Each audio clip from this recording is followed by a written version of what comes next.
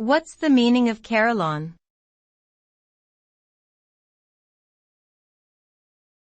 Carillon.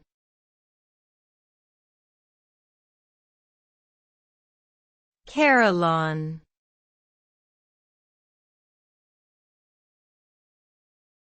Carillon.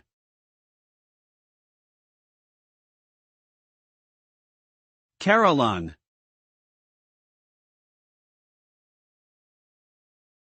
A carillon is a musical instrument consisting of a set of bells, typically housed in a bell tower or belfry. The bells are connected to a keyboard and played by striking wooden keys with the fists. When played, the carillon produces a rich and melodic sound that can be heard over a wide area. Carillons are often used in churches and other public buildings for concerts and special events, and are sometimes considered cultural landmarks in their own right.